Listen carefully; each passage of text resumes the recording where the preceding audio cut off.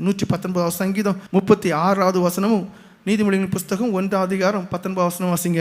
என் இருதயம் பொருளாசையை சாராமல் மது சாட்சிகளை சாரும்படி செய்யும். பாருங்கள், இருதயம் பொருள் ஆசையை சாரக்கூடாது. இப்ப என்ன பிரச்சனைனா, நான் ஒரு காரியத்தை விரும்புறேன், ஒரு பொருளை விரும்புறேன், இல்ல ஒன்றை விரும்புறேன், என் கையில ஒண்ணுமே இல்லாட்டாலும் கூட இந்த கடைசி காலம் என்ன செய்யுதுன்னா கடன் தரக்கூடியதான ஒரு காலகட்டத்தில் இருக்கு.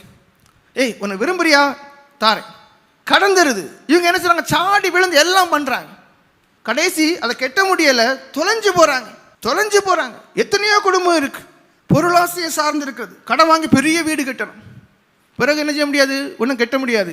அதுவும் போய் முந்தையதுக்கு நிலமாக இருந்துச்சு, இப்போ நிலமும் போய் வாடகை வீட்டுக்கு போய் அதுக்கு பிறகு என்ன ஆச்சு, புருஷ மனைவிக்குள்ள சண்டை, அது பிரிஞ்சு போய்ட்டு நிலைமையில கிடக்கு. நீதிமொழிகள் 1:19 வாசிங்க. பொருளாசையுள்ள எல்லாருடைய வழியும் இதுவே, இது தன்னுடையவர்களின் உயிரை வாங்கும்.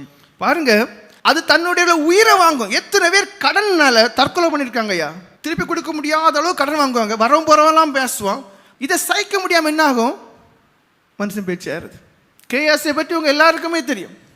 எலியாவின் ஊழியக்காரன் எலிசா, எலிசாவின் ஊழியக்காரன் கேயாசி தன் இருதயத்தை எல்லா காவலோடும் காத்து கொண்டிருக்கக்கூடிய மனுஷனா இருக்குமே. ஆனால் எலியா செய்த அற்புதம் 7, எலிசாவை கொண்டு தேவன் செய்தது 14.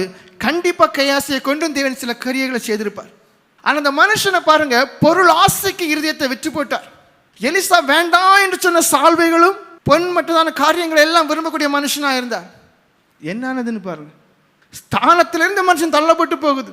அது மட்டுமா, ஒரேடியா தள்ளப்பட்டு போகிற விதத்துல குஷ்டரோகம் பிடிக்குது. பொருளாசை உங்க உயிரை எடுக்கும். இங்க இருந்த அப்புறம் புண்ணியம் இல்லைன்னே இருக்கு. வேதமே சொல்லுது, பொருள் ஆசை உள்ள மனுஷன் தேவனுடைய ராஜ்யத்தை சுதந்திரித்துக் கொள்வதில்லை என்று.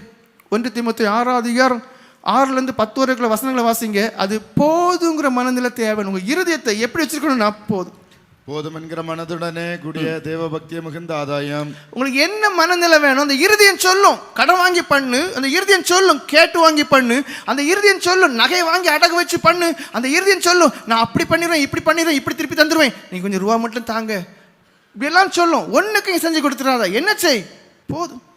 உலகத்திலே நாம் ஒன்றும் கொண்டு வந்ததும் இல்லை, இதிலிருந்து நாம் ஒன்றும் கொண்டு போவதும் இல்லை என்பது நிச்சயம். உண்ணவும் உடுக்கவும் நமக்கு உண்டாயிருந்தால் அது போதும் என்று இருக்க கடவோம். ஐஸ்வர்யவான்களாக விரும்புகிறவர்கள் சோதனையிலும் கண்ணிலும் மனுஷரை கேட்டிலும் அழிவிலும் அமிழ்த்துகிற மதிகேடும் சேதவுமான பலவித இச்சைகளினால் விழுகிறார்கள்.